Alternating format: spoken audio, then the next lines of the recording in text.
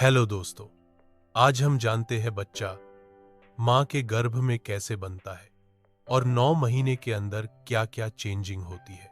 पहले महीने में गर्भ धारण होने पर निषेचित अंडाणु जाइगोट माँ के गर्भाशय की दीवार पे जाकर चिपक जाता है।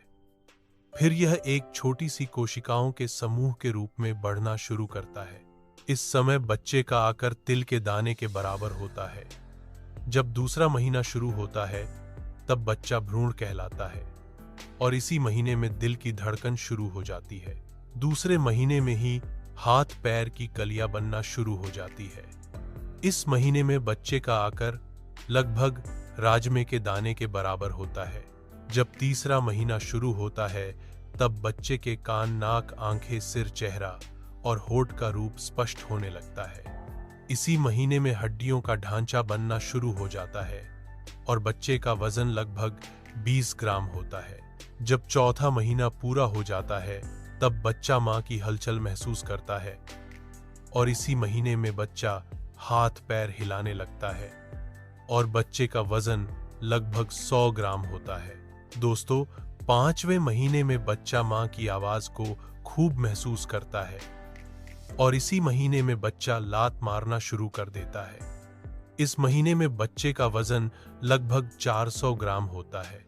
छठे महीने में बच्चे के फेफड़े विकसित होने लगते हैं, लेकिन इस महीने में पूरी तरह विकसित नहीं होते हैं। छठे महीने में ही बच्चा अंगूठा चूस सकता है।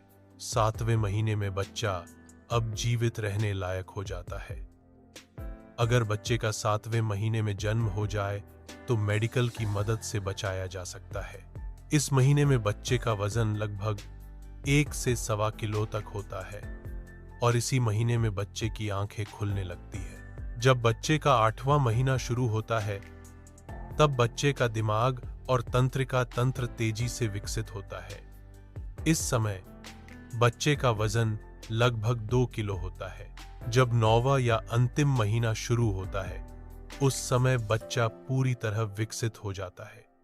इस महीने में फेफड़े सांस लेने के लिए तैयार होते हैं। इस समय बच्चे का वजन लगभग 2.5 से 3.5 किलो तक होता है और लंबाई लगभग 45 से 50 सेंटीमीटर तक होती है। इसी महीने में बच्चा जन्म के लिए सिर नीचे की ओर घुमाकर पोजीशन ले लेता है।